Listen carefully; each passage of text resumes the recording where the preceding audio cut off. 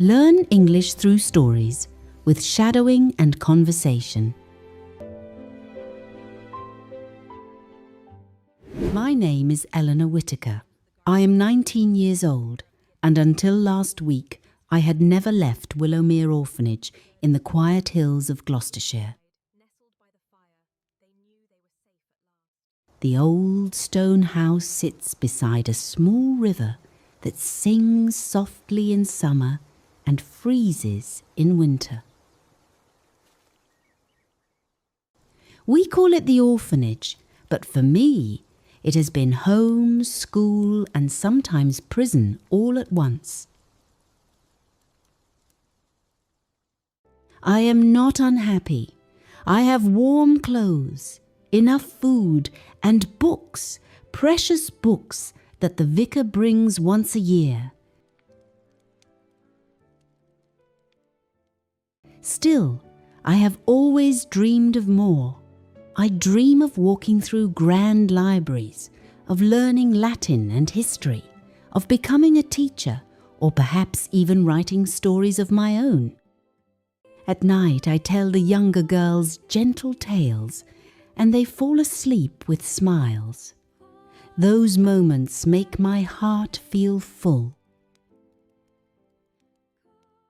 Then, one grey Tuesday in September 1908, everything changed.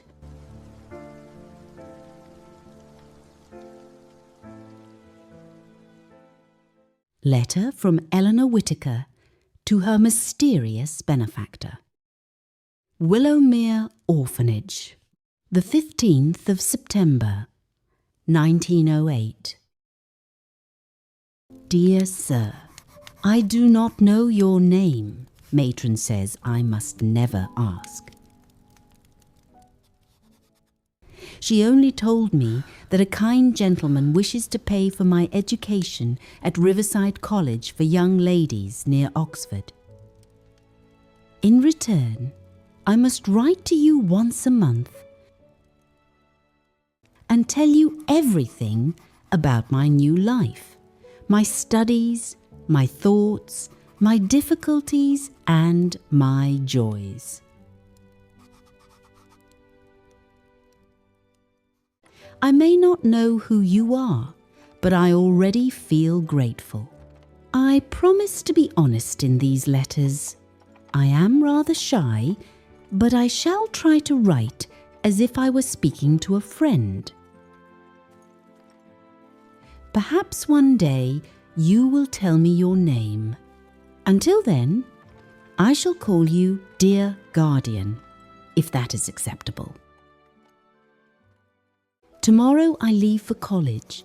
I have one small suitcase, 2 dresses, and a notebook full of pressed wildflowers. My heart is beating fast, like a bird that has just learned it can fly. Thank you. From your grateful Eleanor Whitaker. Eleanor closed the envelope with trembling fingers. The matron, Mrs. Graves, watched her with sharp but not unkind eyes. Remember your manners, Eleanor. This gentleman is giving you a chance most girls here will never have. Don't waste it. I won't, Matron. I shall make him proud. The next morning, a black motor car waited outside the orphanage gates. The driver, a polite older man named Mr. Briggs, helped her with her suitcase. As they drove away, Eleanor pressed her face to the window and watched Willowmere grow smaller until it disappeared behind the green hills. She felt both excited and terribly alone. Riverside College, Oxford, the 20th of September, 1908.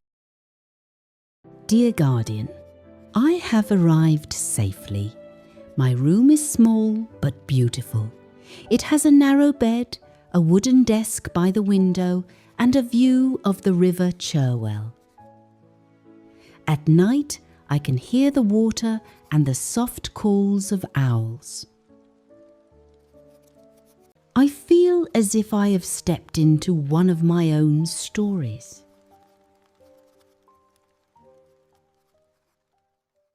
The other girls seem very sure of themselves.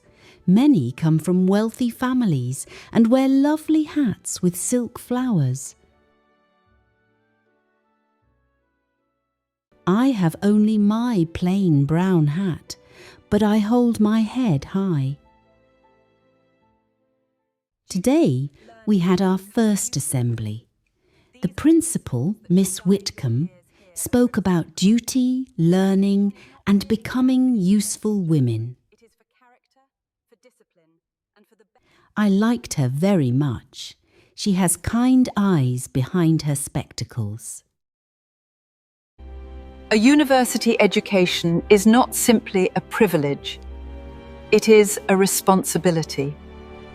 The knowledge you gain within these walls must one day serve others beyond them. I have chosen my subjects: English, literature, history, French and botany. Botany makes me happiest. I love learning the proper names of flowers I have known all my life.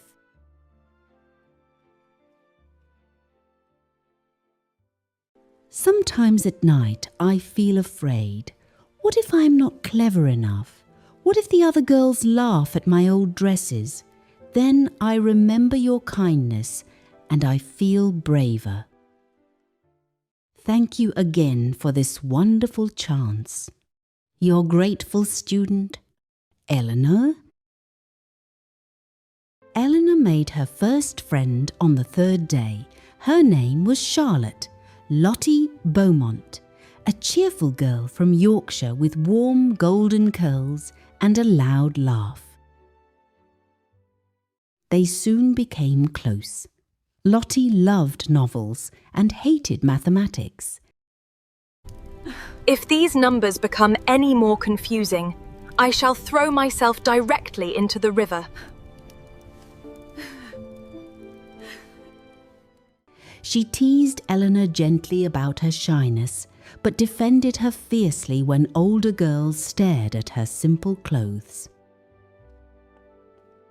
One afternoon, they walked along the river path. Golden leaves floated on the water. Do you ever wonder who is paying for all this? Every day, I call him my dear guardian.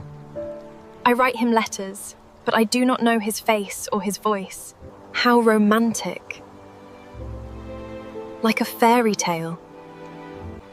Not romantic. Only kind. Yet in her heart she sometimes imagined a tall, gentle man with wise eyes who had chosen her for reasons she could not understand. Letter from Eleanor Whitaker to her mysterious benefactor. Riverside College, 10th of October, 1908. Dear Guardian, I have been here nearly a month now, and already I feel different. My mind feels wider, like a window opened after a long winter. In English class we are reading Jane Eyre. I cried at Jane's loneliness because I understood it so well. I have not spoken in class yet, but I listen carefully. I received my first mark in botany, 85 out of 100. I was so proud I showed Lottie immediately. She danced around the room and made me laugh. There are still difficult moments. Last Sunday, I felt very homesick for the little ones at Willowmere. I wrote them a short letter and drew pictures of the college gardens. I hope it cheered them. I wonder sometimes if you have children of your own, or if you were once lonely too, Perhaps one day you will tell me. With sincere thanks, Eleanor. That same evening, Eleanor sat at her desk writing in her private diary. Diary entry, 10th of October, 1908. Today I saw a tall gentleman in a dark coat walking near the college gates. He stopped and looked towards our building for a long moment. For one foolish second, I wondered if it could be my guardian. Then he turned and walked away. My heart beat strangely fast. I must not let my imagination run away with me. He is probably only a kind stranger.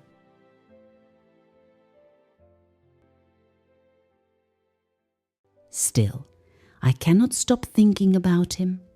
I hope my next letter will make my guardian smile wherever he is.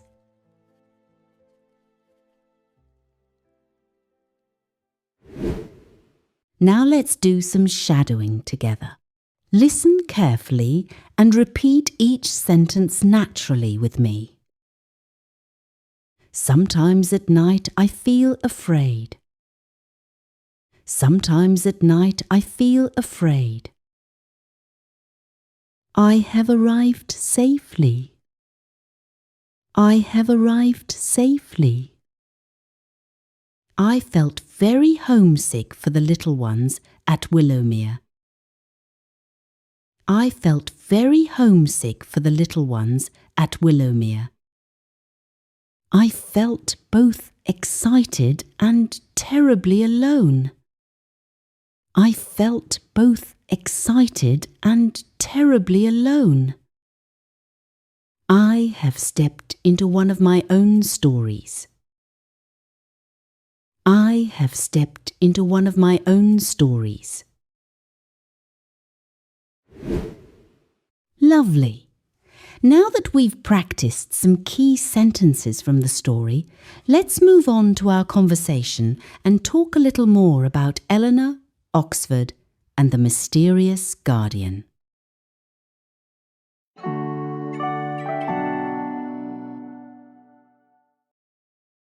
Hello everyone and welcome back to English Natively. We're really happy you're here today because this story felt incredibly cozy and emotional. Oh, absolutely. The moment Margaret started narrating, I felt like I was walking through autumn Oxford in the early 1900s. Same here. The candlelight, the old letters, the river, the college buildings, it all felt so cinematic. And first of all, thank you so much to Margaret for that beautiful narration. Yes, honestly, she brings so much warmth and emotion to these stories. She really does. And Eleanor already feels like such a lovely character. Definitely. She's intelligent and hopeful, but also quietly lonely underneath everything. I think that's why she feels so real. And you can absolutely feel the Daddy Longlegs inspiration throughout the story. Oh, 100%. The mysterious benefactor, the letters, the young woman trying to build a better life through education. It has that same emotional charm and gentle mystery. But it also feels very British somehow. Yes, the Oxford atmosphere, the autumn scenery, the handwritten letters, the candlelit rooms. Even the loneliness feels strangely beautiful. That's true, actually. And I love that Eleanor doesn't dream about becoming rich. She dreams about libraries, literature and learning. Which makes her immediately lovable. Also, that final scene with the mysterious gentleman outside the college gates. Oh, yes. That was such a strong ending. You can already feel Eleanor's imagination beginning to connect him to the guardian. Even though she tries to tell herself it's foolish. Which obviously makes it even more romantic. Naturally.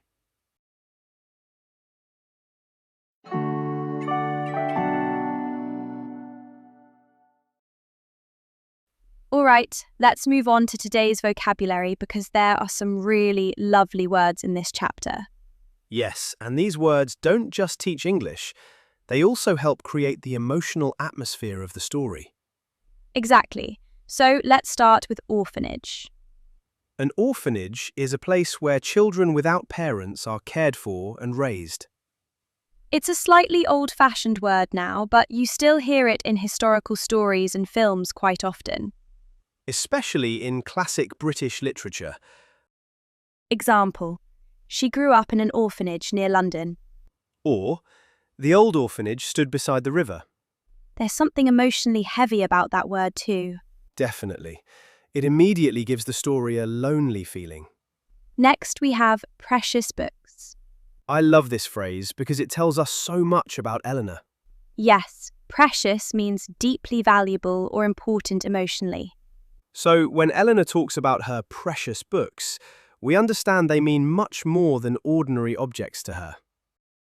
Example: these old letters are precious to me. Or, he kept his precious books beside his bed. Next word, vicar. Very British word.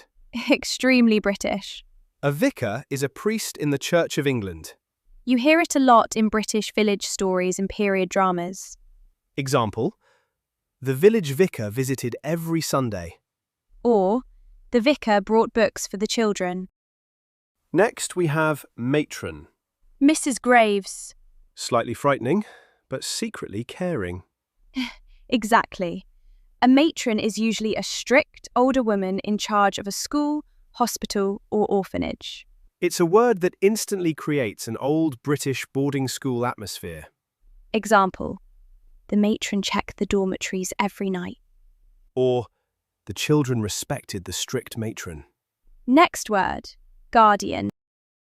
Probably the most emotional word in the story. Definitely. A guardian is someone who protects or cares for another person. But in this story, it also feels mysterious and romantic somehow.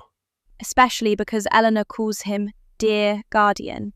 Example: she wrote letters to her mysterious guardian. Or, after the accident, his uncle became his guardian. Next expression, terribly alone. I love this phrase because it sounds very emotional and literary. In British English, terribly often means very or extremely. So, terribly alone means deeply lonely. Example: she felt terribly alone in the new city. Or, he smiled politely, but inside he felt terribly alone. Next we have botany. One of my favourite words in the story, actually. Mine too. Botany is the scientific study of plants. And it suits Eleanor perfectly because she already loves flowers and nature. Example: she studies botany at college. Or, botany became her favourite subject. Next word, benefactor. Wonderful advanced vocabulary word. A benefactor is someone who gives money or support to help another person, Usually generously and quietly. which makes it perfect for Eleanor's mysterious guardian. Example: a wealthy benefactor paid for the new library. Or, she never met the benefactor who changed her life. Next word, homesick. Very relatable feeling. Definitely. Homesick means feeling sad because you miss home. Example: I felt homesick during my first month abroad. Or, she wrote letters home whenever she felt homesick. And finally, sincerely. Very useful in formal letters and emails. It means honestly and genuinely. Example: I sincerely hope you're happy. Or, sincerely yours. Honestly, these words fit the atmosphere of the story perfectly. They really do. Soft, emotional, slightly literary. Very classic British storytelling vocabulary.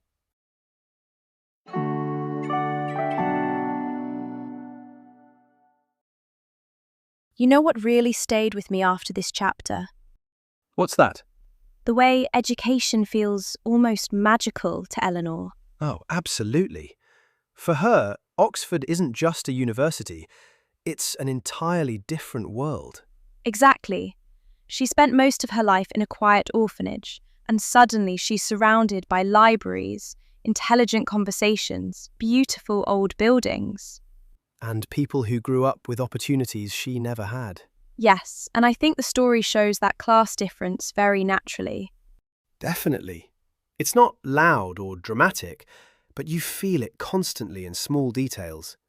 The elegant hats, the confidence of the wealthy girls, the way they already seem comfortable in that environment. While Eleanor is quietly trying to convince herself that she belongs there too. Which honestly made me feel emotional at times. Same here. Because I think many people know that feeling. Walking into a place where everyone else seems more confident than you. Exactly. And what I love is that Eleanor never becomes bitter. Yes, she feels insecure sometimes, but she still stays curious and hopeful. I think that's why she's such a lovable character. And it's important historically too, because women's education in Britain was still quite limited in the early 1900s. Definitely. Today we take university opportunities for granted, but back then it was still unusual for women to study seriously at places connected to Oxford. Especially women from poor backgrounds. Yes, many people believed women should focus only on marriage, manners, or running a household, Academic ambition in women wasn't always encouraged. which makes Eleanor's excitement about literature and botany feel really powerful. I love that detail actually. She doesn't dream about becoming rich. Exactly. She dreams about books and learning. And that makes education feel emotional rather than practical somehow. Yes, for Eleanor, learning means freedom. Freedom to become someone new. Freedom to imagine a future she never thought possible before. And honestly, I think that's why stories like this still connect with people today. Completely. Because deep down, a lot of people still see education as hope. Or as a way to change their lives. I also think the Oxford atmosphere adds so much to that feeling. Oh, definitely. The old buildings, the rivers, the candlelight, the handwritten letters, It all feels romantic in a very quiet British way. and slightly lonely too. Yes, the story feels cozy, but there's always a little sadness underneath it. Which makes it feel more real somehow. Exactly. It's not just a fantasy. Eleanor is still carrying loneliness and insecurity with her. But slowly, little by little, she's building confidence, And building a new identity for herself. which is honestly one of the most beautiful parts of the story. Agreed.